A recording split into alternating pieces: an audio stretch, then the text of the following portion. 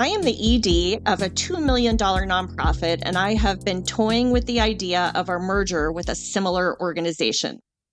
During our recent strategic plan, we did an extensive analysis of the community and environment around us to get a better picture of what's going on. And it really struck home that we need to do something differently. I mentioned the idea of mergers acquisitions to my board as I'd like to evaluate opportunities, and the board did not initially seem open to it.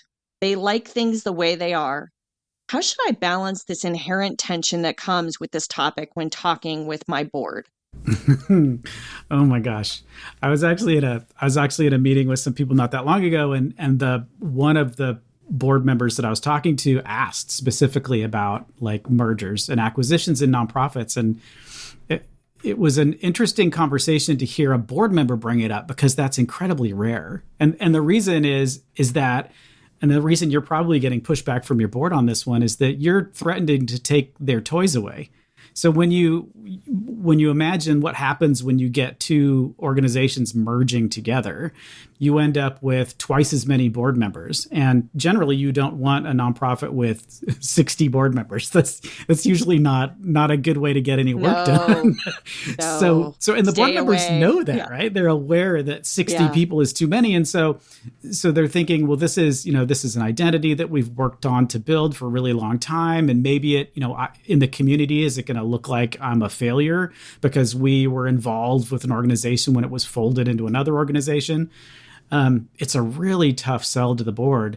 And for that reason, it's really rare. We don't see many mergers of nonprofits, even though if you're looking at it from strictly from a community impact and business perspective, like you should see lots and lots of mergers. You should see lots of organizations that are like, hey, we're kind of doing the same thing in the same way in the same territory.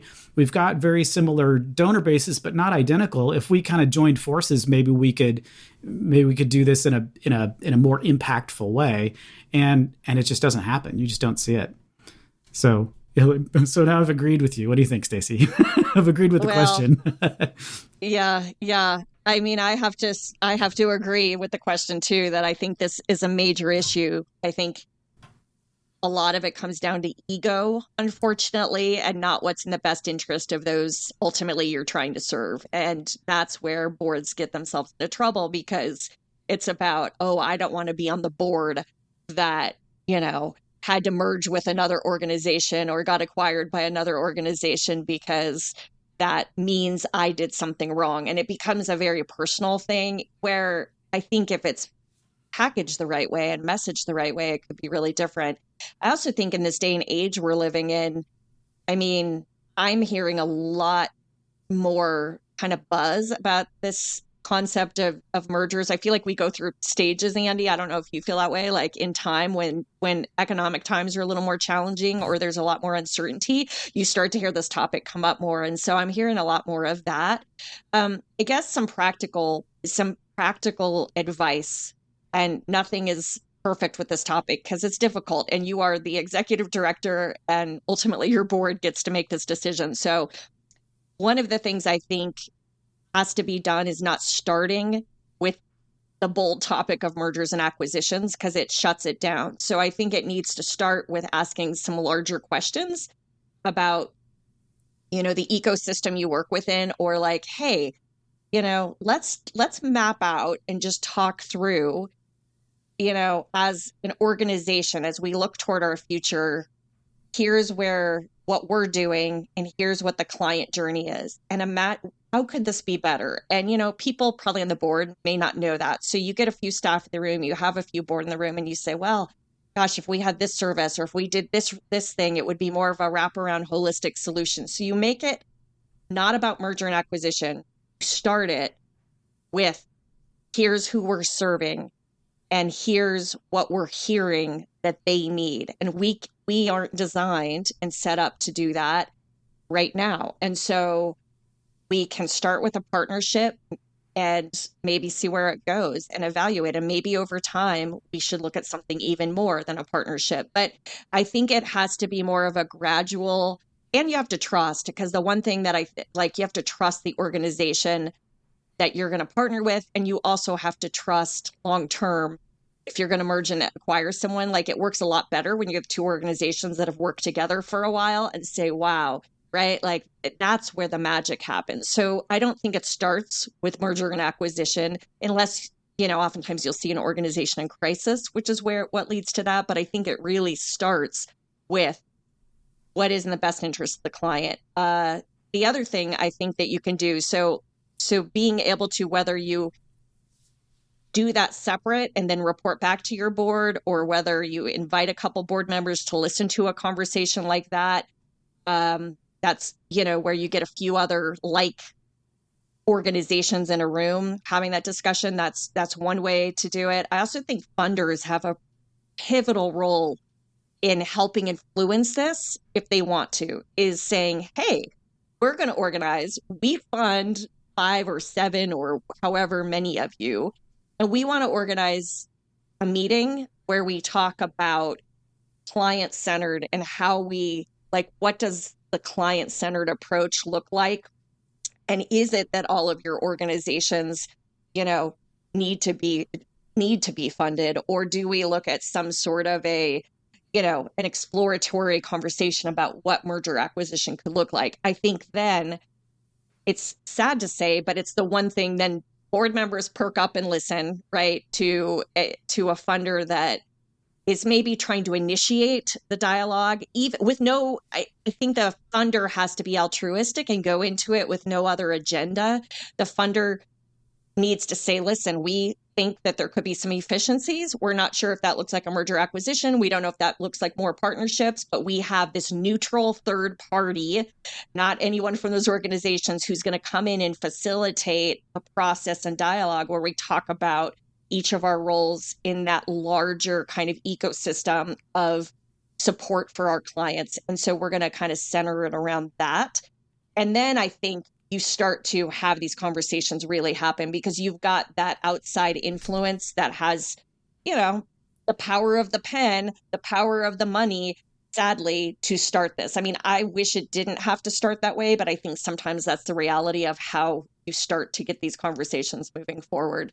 Do you think that's bogus, Andy? Like, what do you think? No, I think I certainly think that's one really smart way to look at it. I think in general, when we're talking about mergers, though, the idea is that by combining two organizations, we're gaining something.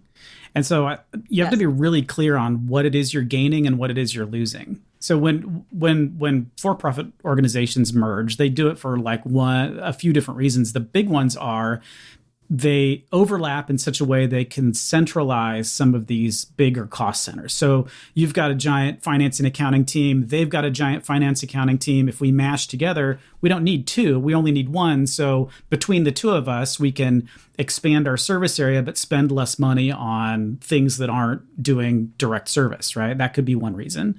Right. The other reason that for-profits will do a merger is usually related to the phrase vertical integration, which is where you're looking at what you do and you realize that there's somebody that's either feeding you inputs, or there's somebody on the next side of the chain that when you're generating units of impact, that you need to be able to absorb the person either above you or below you. So going back to my super boring food bank examples, because they're so easy, for a food bank that can look okay, so maybe we buy a farm and because that way then we have direct access, or a food manufacturer or something like that. We have direct access to whatever this product is, which makes it cheaper for us. There are food banks that have done that there's a food bank that has a canning facility that purchases product and that actually cans it and that distributes that food out to the whole food bank network. So that exists. And then the other side of it is we're, as a food bank, our job is to bring as much food into the community, but we don't actually directly distribute it most of the time. It's going through our network of agency partners. So why don't we absorb one of our agency partners so we have more direct access to the end user? The challenge there then becomes where, for a nonprofit, where does your money come from? It's not the end user. Getting more clients attached to your organization may not be a smart business play, because the people that are funding it are donors. And so when you start to absorb other organizations, if you have donors that are currently donating to both organizations, you no longer have 2 sources of revenue coming in. You have 1 source of revenue coming in. And one of the things you would need to ask yourself is that person going to give you They used to give you $50 and them $50. Are they now going to give you $100? Or are they just going to give you $50 and you've just sucked $50 out of the organization because you've merged these two together? Like, is that... So you'd have to do the calculus of figuring out, where do our donors interact? Where do they overlap? Where do our clients interact and overlap? Are we going to be, are we reducing duplication there? Like, what's the purpose behind the whole thing? And then you can kind of come up with like the overarching sort of business plan, which is something that, I think the question is like, how do I even bring this up? Right. And I think both of our answers is you kind of have to do all the work yourself and then bring it to them. Like, here's what we've discovered, right? This is why this is a smart decision. And that's the only thing that's probably going to convince your board to go one way or another, because their instinct is not going to be, let's just, unless they're miserable and they just want to figure out the easiest way to get off the board. And maybe that's the case. But usually they don't want to just like fire themselves, which is basically what you're asking them, is giving them the opportunity to fire themselves with a merger. And I think sometimes board members don't know exactly what that could look like. And I'm sure, Andy, you've seen it, but I've seen organizations that when they've merged, it doesn't mean that all the staff of one organization have gone away, right? Like, I mean, there's probably were some layoffs, but it doesn't mean all the board members. There's maybe select board members from one of the organizations that come onto the new board. So it doesn't mean you're losing everything. And I think sometimes because of the structure of nonprofits, board members who often don't come from the nonprofit sector and they come from the for-profit sector don't always have a clear picture of what that exactly could look like, and how, it's got to be centered around how does this further our mission and those we're serving. Like, that's got to be the driver of the conversation, because otherwise this is just sort of and to your point, about all the things, like, is it that we're duplicating less? Is it that we're more streamlined? Is it a more user-friendly or comprehensive client experience? Like, that's where it has to start. And I feel like for me, I think all of these things work when it's drip by drip by drip. Like, it's got to be, I don't think going in, even if you did all that research you're talking about, Andy, even if you did all of it and came there, they're like, it's a jolt. It's a hard sell. What? Like, what are we doing? Right. Yeah. And so, like, I love the idea of doing all the research, and you're right. I think you have to do that to a degree, but I think it's like, you've got to start to lead up to more conversations about the potential partner that you would see that merger happening with, maybe more,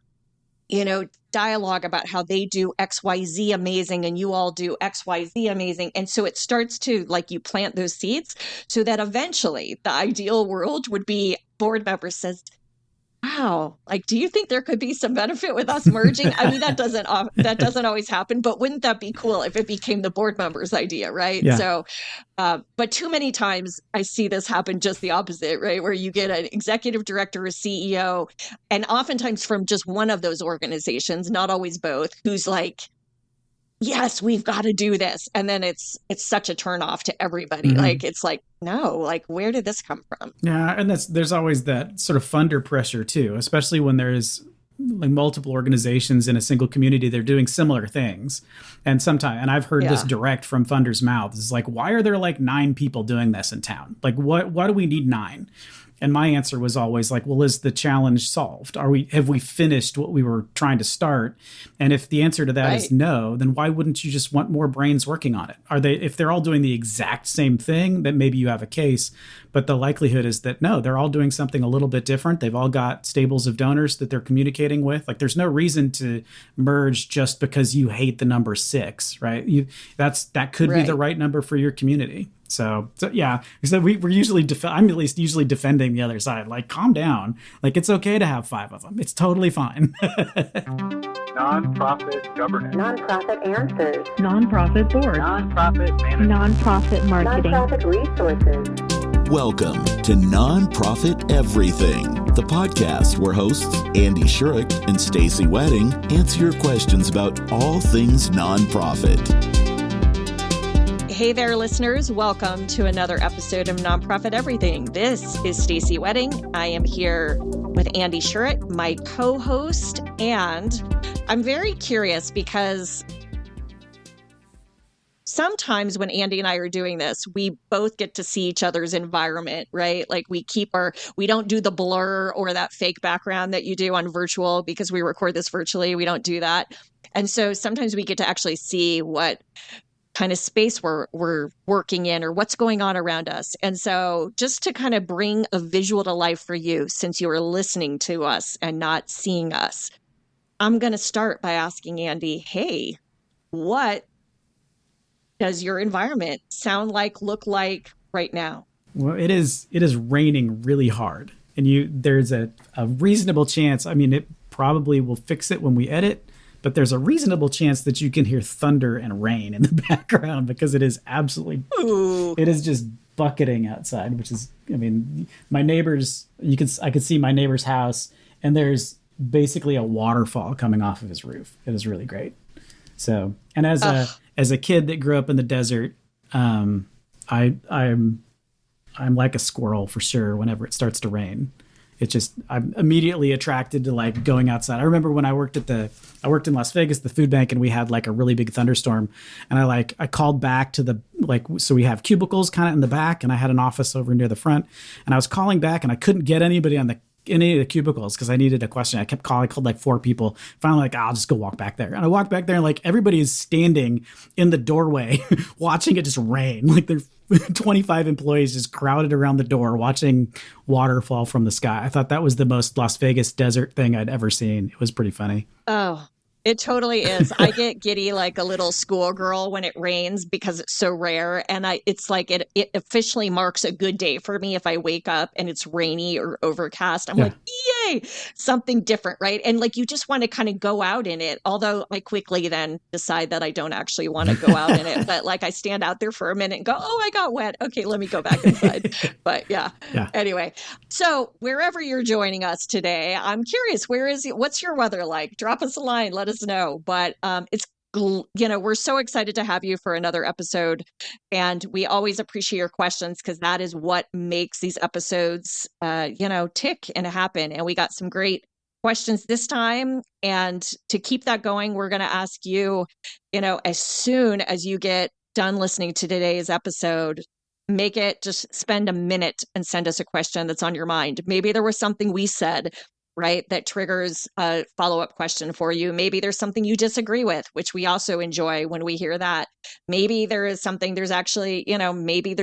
that is on your mind or that you've been struggling with and thinking about that you can pose to us. There is no question too big, too small, and we want to hear from you. So you can drop us a line through the social channels. You can go to our website, nonprofiteverything.com, and click that ask a question button. And of course, as always, we do not share who is asking the question. So even if it's drama filled, your name does not go any further. So with that said, that's your call to action. Now enjoy this episode.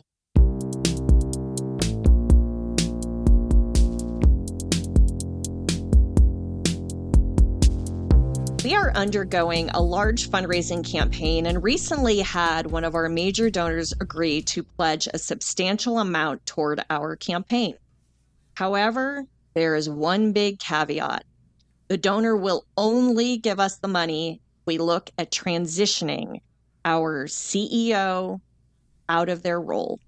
The donor doesn't find this person effective or capable of leading the organization into the future. As the board chair of this organization, I am very conflicted. We've had some concerns about our leader's ability and performance over the past year. So I understand what the donor means. I also feel like this is a really unfair and tough role to put the board in. What are your thoughts? How should I proceed? Oh, wow. This is hardcore. I love this. I have actually never, I don't know about you, Stacey, I have never seen this in 35 years of nonprofit practice. Have you? I have. Okay. All right. So you probably know more than I do. So from a purely like legal standpoint, from a this is what the rules say standpoint, there's nothing preventing a donor from putting crazy restrictions and and requirements that you need to fulfill as a condition of receiving a grant. Like they can say whatever crazy thing they want. And it's up to you as an organization to put that through the filter of your gift acceptance policy. So I'm pretty sure, I don't think I've ever seen a gift acceptance policy that says, one of the kinds of gifts that we won't, one of the kinds of restrictions that we won't accept are ones that require us firing some of our staff. That seems very specific. So I've never actually seen that one.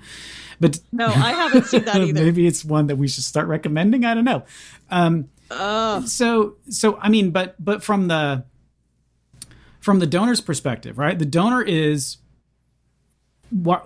is expressing views of probably not just that organization, but maybe other donors. So again, because we're sort of a microcosm, the nonprofit is supposed to be representing the community. If one donor tells you something, what you can interpret from that is that many donors may have the same opinion. There's just one that's sort of strong enough to say it out loud, or rude enough in this case to say it out loud, because this is crazy. So as the board chair, that puts you in a really like you say, a really uncomfortable position of having to figure out, like, where does our loyalty lie? So, because that's what it ultimately comes to, is what's best for the organization. I think if it were me in this role, if I were the board chair in the situation, I think I would want to have lunch with the donor, whoever's having this conversation, saying, you realize, like, that we can't just straight up fire this person because it puts us in a legal bind. We need some sort of cause. We can't just, like, straight up, sorry, you're fired because the donor said they didn't like your shoes, or whatever the reason is. So you need to go through, like, the actual process of having like a reason to do it. It sounds like, you've had some concerns about your leader's ability and performance over the last year, and you sort of kind of agree with the donor. So I think there's just more conversations to be had about, if you were going to do this, what would it look like, and what protects the organization from being sued after the fact because they did it in an improper way. And I'm sure Stacey will expand on this one too. You also don't want to be pushed around by your donors. While your donors may have a very good point, there are lines that, as an organization, you probably just don't want to cross. And I know I've brought this one up before. When I was at the food bank, we got a check. It wasn't for very much money, so it was a really easy check to say no to. But the donor had written a little note that came along with the check that asked us to basically violate the law. It's either said, like, here's $25 and I want you to use this for X, but it was actually illegal, but what she was asking us to do. And so it's very straightforward. We could send back and say, I'm sorry that your restriction doesn't meet our gift acceptance policy. I'm very sorry. Thank you for your contribution, but we can't accept it, right? It was super easy. In this case, you have to ask yourself, is the money enough to make this a fight that you're going to fight? I think there's no straight answer to it, for sure, at least from my perspective. I think it's incredibly sticky. I think it stinks that the donor, so I appreciate the donor voicing concern. I always am a little cautious about, or let me be honest, it's like red flag central. Yeah. If a donor is like an ultimatum. To me, that feels like a threat. It feels like an ultimatum, instead of actually starting with a conversation with perhaps the board chair or whomever on the board. Instead of saying, is there anything, like, I just want to share my experience. There's a way to approach this versus, you're not getting my gift unless you get rid of this person. And how do we know? Like, maybe there's some weird personal vendetta. Know, like, right? It's real, right? Like, you just kind of go, like, the donor could be couching it and we think they're ineffective, but it could be so much more than cut that. Her off in traffic or something, and that just made her super irate. It could be something absurd. So I completely agree with you, Andy, that this needs to start with a conversation. I think you need to, like, first of all, the board needs to take a step back and not make any hasty decisions. This isn't a hasty decision, and don't feel rushed, and don't let the donor put pressure on you to rush this. I think it needs to start with a conversation. Probably a couple of board members, if you can, like to be present, or whomever you think the donor trusts the most on the board should be the one to have the conversation. And then it's very much trying to dig in a little bit more, and then like being able to say all the things you said, Andy. I think that's critical to say to the donor, like, so they understand, that isn't something that's appropriate, like from a restriction, or that's just not the way this works. Mm-hmm. We certainly will take this into consideration, or we'll get back to you. And then I think the board, I think this comes down, for me, a lot of this is pure governance, right? Because a single donor, just like a single board member, like, should not dictate a staff decision. And it really sets a dangerous precedent, because if you were to move forward with this donor's ultimatum, then what keeps that donor from controlling? It's like controlling from afar with their money, that other things down the road. Oh, well, they got rid of their CEO because I wanted them to. What else can I do? I don't like it. I think word spreads. I think that could get messy from a public relations and kind of the community standpoint. Mm-hmm. And I feel like it goes back to considering governance principles. Loyalty is super important here, but board independence, board integrity, governance integrity. And governance integrity would be that if the board feels the CEO is not performing, then the appropriate steps are taken that we've talked about in prior episodes, and makes its own decision based on the best interest of the organization, but doesn't it's like letting the tail wag the dog. Mm-hmm. It feels, and so, I also think the board, they'd have to be really careful, and it would depend on how much they trusted the donor, but to say, listen, we have a performance review process. We're looking to, effectiveness of all leadership. It's not happening overnight, but we hear you. We appreciate it. Is there some middle ground? Could we sign you, could perhaps you be assigned to someone else on staff who's more, because is it a personality thing? Is it true ineffectiveness? So using my real life example that happened a while ago, but it was a really serious issue because it was the largest funder of the organization, and they had given a lot of money, and they ultimately said, we're not going to give you another penny. After 2 years of working very closely with the staff leadership team, ultimately said, no, we're not giving you another dollar because we don't feel like the leadership is as strong as it needs to be to continue to make the most of the dollars we're giving you. And so they made that statement. They didn't say you have to fire the person, but they made the statement. So it was pretty strong, mm-hmm. right, to the board. And that board ultimately decided, not to, they decided to be transparent about it with the CEO. And the CEO ultimately chose, but they said, we're going to stand behind you, because we're not going to let that kind of power hungry source dictate how we run our organization. And CEO ended up making a tough decision, but ultimately chose to retire a little earlier than expected. And that was the best outcome possible. But it's so sensitive. Ugh. Yeah. I think once your head stops exploding from this scenario, I think if the first thing I would want to determine is whether or not the donor is crazy. So if the donor is just has a personal vendetta and is, and you can tell with this sort of fact-finding lunch or whatever, if you can tell what the donor's problem is, is it just a personality conflict? Is it something that you really just don't want to address? That's one thing. But if the donor has a legitimate concern and really does think that this person just can't run the organization for whatever reason, I think I would try to steer the conversation into talking about cause and effect. So if you think this person is not the right person for the job, how is that affecting the organization? What are they not meeting their goals? Is there some impact metric that we can look at that you want to see work better? Like, what is it that we can use as a true condition that isn't that specific condition? So let the board do their job. And if they know that this person that's in the leadership role is incapable of meeting the goals that has been set in the strategic plan or the expectations that the board has, like, the way you prove that is by that person not performing. And that person doesn't perform by not meeting the goals, and not just like your gut feeling is like, the guy wore Crocs to a business lunch and that's just a big red flag or whatever the reason is. Right. So if you can get, I would try,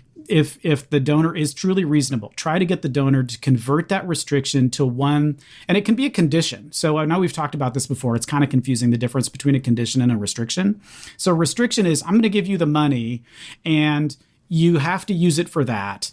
But basically what it means is you get to use the money, but it has to stay in a specific bucket on your financial statements until you use it for that purpose.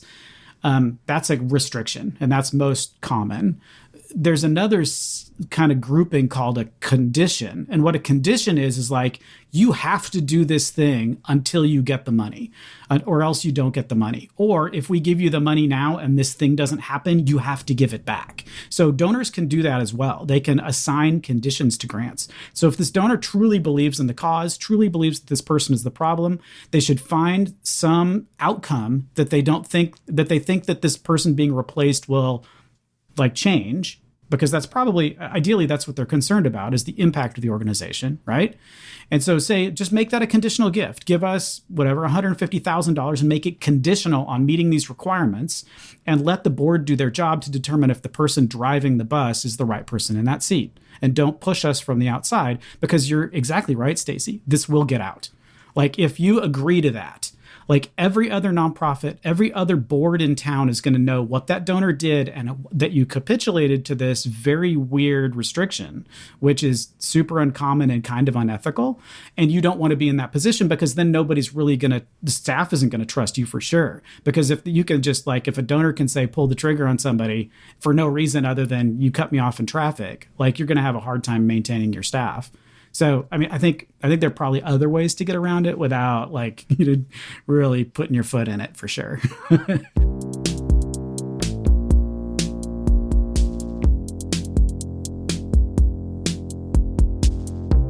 Thanks for joining us this week. Stacey and I are thankful that you've spent a half an hour or so with us talking about nonprofit stuff. Be sure to send us your questions, nonprofiteverything.com, or questions@nonprofiteverything.com, so we have something to talk about. We know that this is a challenging time for everybody. We're getting towards the sort of heavy fundraising season for a lot of folks. Things are very unsettled when it comes to donations and the way the nonprofit sector, the third sector, is kind of being treated lately. So give yourselves a hug for us.